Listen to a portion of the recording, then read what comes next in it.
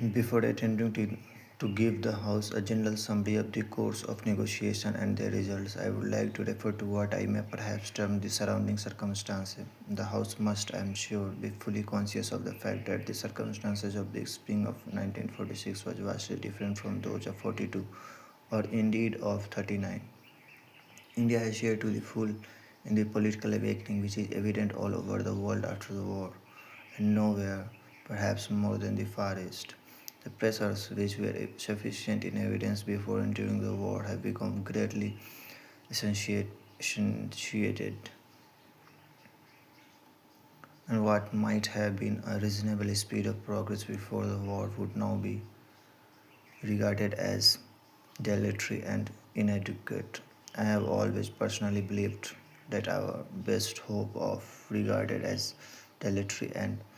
inadequate. I have always personally believed that our best hope of maintaining the valued friendship and cooperation of the Indian people was to offer them their full and ultra-emerald freedom as to their own future and to help them to the best of our ability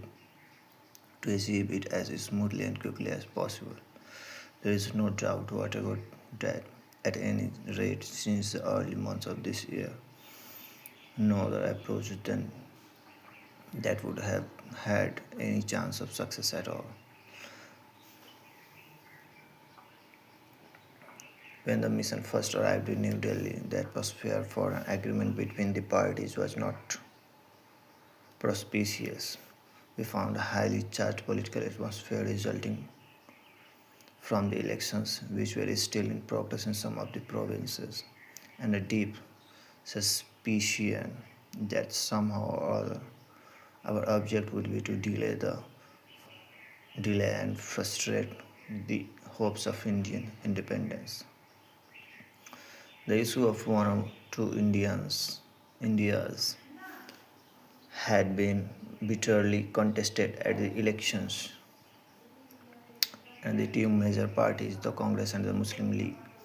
had each of them almost swept the board in their respective constituencies. To some extent, perhaps, this outstanding success of the two major parties simplified the matter because the smaller parties had been relegated to the background by the electorate, but on the other hand, it had, of course, reinforced the major parties in their directly opposed policies. There was no other factor